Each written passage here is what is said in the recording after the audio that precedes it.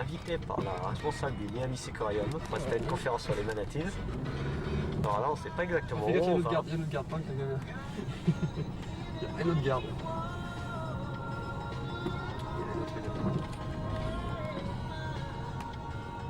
Un petit sourire, allez, pour la caméra.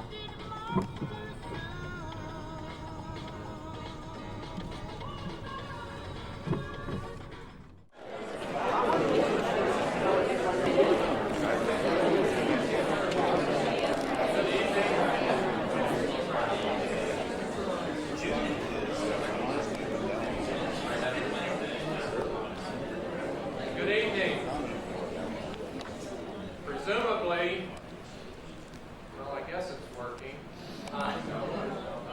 I'd like to welcome you all to the Rosenstiel School of the University of Miami. We have several ways to do it. I'd like to welcome you to the Rosenstiel School of the University of Miami. We're at the start of a very exciting year of Blue Planet lectures. This one is a little more special than the rest. I think we have an excellent set of lectures over the year. Through the generosity of Royal Caribbean International, they're sponsoring the series this year. I'd like to particularly acknowledge Bob Kearney and Lynn Martinstein in the audience and thank them and their corporation for their generosity. Now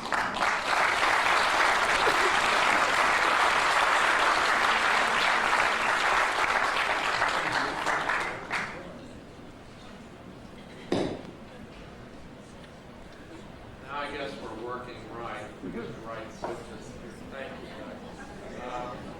This year's series starts tonight with a talk on manatees, which I'll talk about in a little more detail in a minute.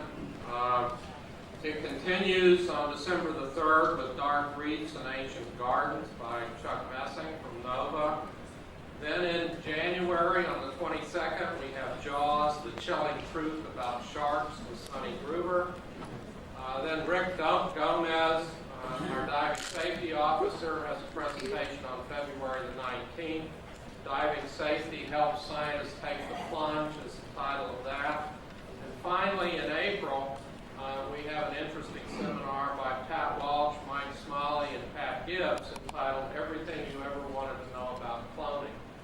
So as we go through the year, it's going to be very diverse, and as you can imagine, I think it reflects on the breadth of the school. And as we look over this list of topics, bear in mind that there's about 80 other people on this campus that are doing something a little different. So the school is very broad, and we hope that these presentations give you some insight into the excitement and enjoyment that we all find from doing marine science. Tonight is a rather special presentation. It includes a presentation by Greg Bossert, who's an adjunct professor of marine biology and fisheries and assistant professor of pathology and the staff veterinarian at Miami Seaquarium, and Dr. Daniel Baden, who's a professor and chair of marine biology fisheries. It's entitled Manatees, Mammals on the Verge of Extinction. It's going to be a bit multimedia. I'm told that as soon as I finish the introduction, I should turn the light off and then sit down and watch. So with that, I'd like to invite you to an interesting hour and 15 minutes of presentations. And there is one other thing.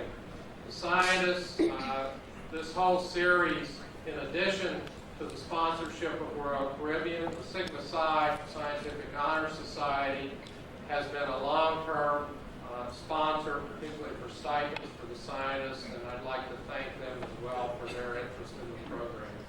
With that, roll the tape, sir.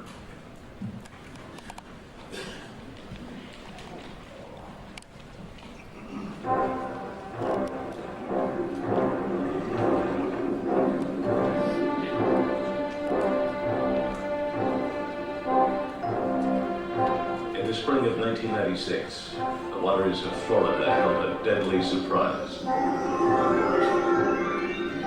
No one knew where it was coming from, or what it was, but it carried a tragic impact. Most fish and animals weren't affected, mainly the one species that had more to lose than any other, the manatee.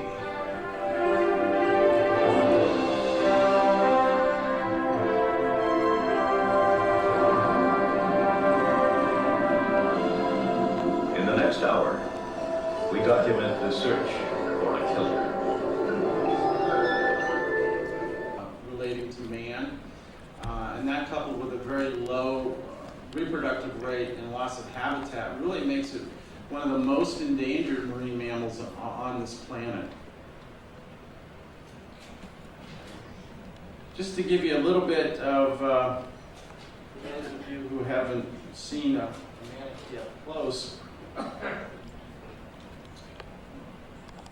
going the wrong way in this focus here. Manatees are often thought as being very slow, cumbersome animals. Actually, manatees use this tail. They can move up to 40 miles a day.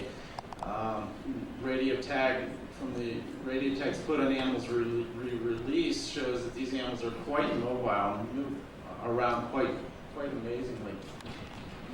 The front flipper is actually just like our arm. It has toenails there, you'll see, and actually manatees are related to elephants. They're the closest living relatives are elephants. If you take an x-ray, the arm is just like our arm. The same bones in a manatee's pectoral flipper are exactly like ours. Manatees have a quite interesting facial anatomy. Behind the eye, there is a tiny ear. Manatees can hear up to 200 feet away. They communicate with squeaks and whistles to their young. The eye is very tiny. It's a very tiny brown eye. Thank you. The ears right about here. The eyes are very tiny and brown. They can microscopically, they have cells that perceive color, and they can see actually quite well up to 115 feet away. A lot of people think manatees don't see and hear well. They actually see and hear very well, but the reason why they get hit by boats is because they can't spatially relate to where the sound is coming from. If you've ever been diving, you know that manatee, you know when a boat or a noise approaches, you don't know which direction that's coming from. The nose, there are two muscular plugs that close that, close the airway down. Manatees exchange in a tremendous amount of air in one breath, just like most marine mammals. They can hold their breath for up to a half an hour, but they generally breathe once every 2 to 4 minutes.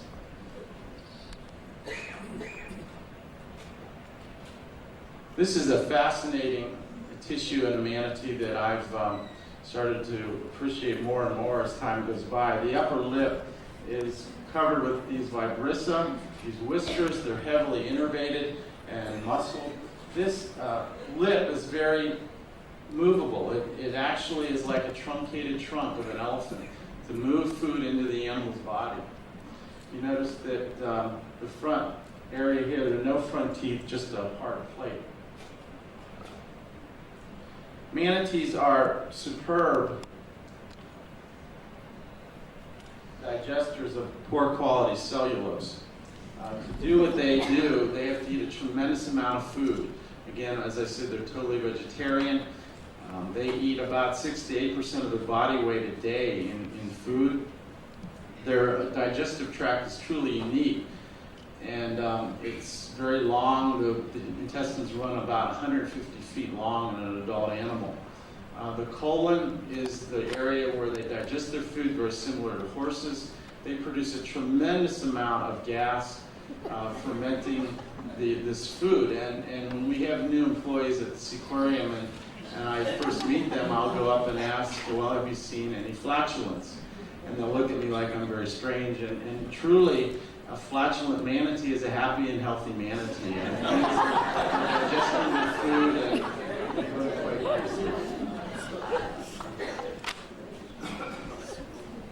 Again, these animals are very large. The West Indian manatee, which is represented in Florida, grows to be about 11 feet long. This is Romeo here. The males have a genital opening up near the belly button. The females tend to be a little, not as long, but a bit broader. Manatee babies are born once every 3 to 4 years. The gestation period is 13 months. The Seaquarium was the first facility ever to captively breed a manatee, and we're proud of our reproductive success. Manatees, again, like elephants, nurse their young from a pectoral teat that is just like elephants. Again, the milk is very rich in fat, and these babies grow very, very fast. Some of the inside natural history parts that we want to talk about, again, there are no front teeth on this jaw. The molars in a manatee are constantly moving forward and shed, and this is thought to be an adaptation for eating grass that's mixed with sand.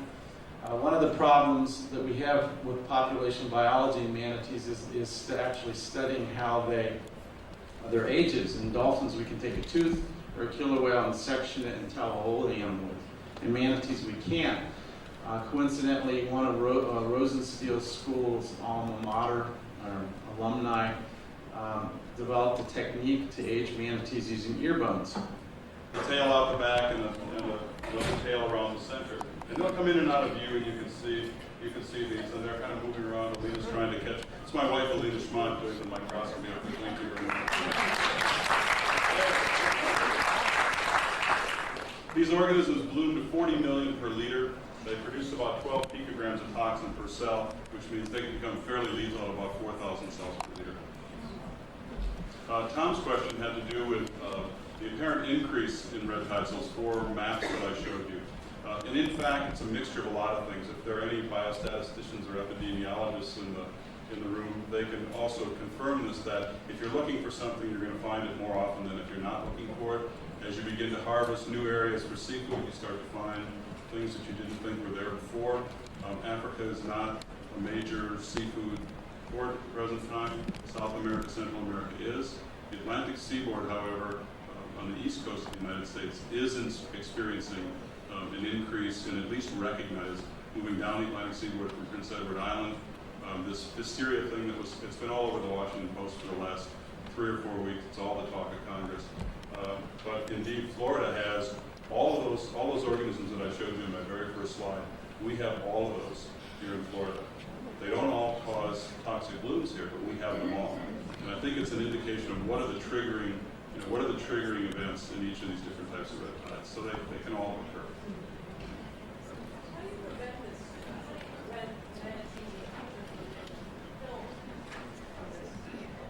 The question is, how do you prevent manatees from being killed by this in the future? Take it away, Kurt. We actually discussed this in a couple meetings, and one of the thoughts was to change the salinity of because the organism, I guess, doesn't like high salinity. Was to actually change the salinity of the water that's going through there. As far as it would be nice to vaccinate. I can't imagine vaccinating her while,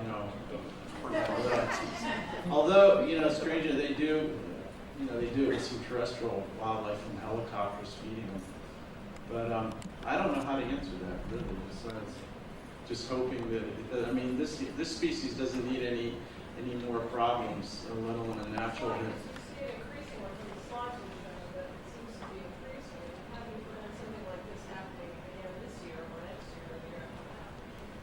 Well, there are several options. One of the options that's seriously being talked about by the federal government, as an example, is control. Can we control red tides? Now, I don't know. They're natural events, and you remember the commercial, "Don't fool with Mother Nature." But you may end up with more problems than you started with.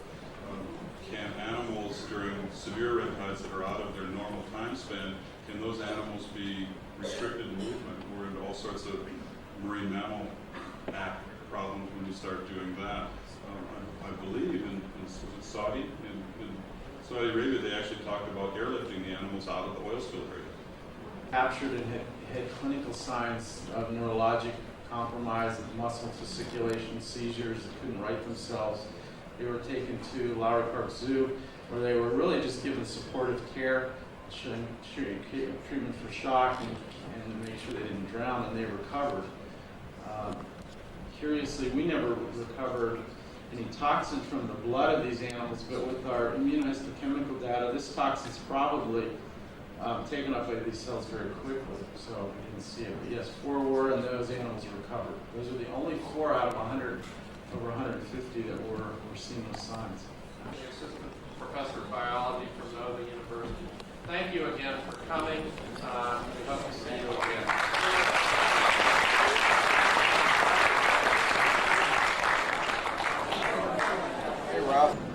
Bon, ben on sort actuellement de l'université de la conférence sur les manatees. C'est très intéressant, il est quand même 7h30, donc c'est pas fini trop tard. On s'est pas endormi. Voilà. C'est intéressant. Et du coup, ils veulent même récupérer la cassette. Et apparemment ils veulent ma cassette, oui. Ce que j'ai filmé. Ça savoir où on est carré maintenant. Il faut passer le garde de sécurité. Ça fait drôle de se retrouver dans l'université de Miami. Hein. Bon, c'était une conférence sur quoi? D'accord, il y avait des termes techniques à un moment donné, j'ai rien pigé, mais c'était intéressant. Ouais, la technique c'était un peu...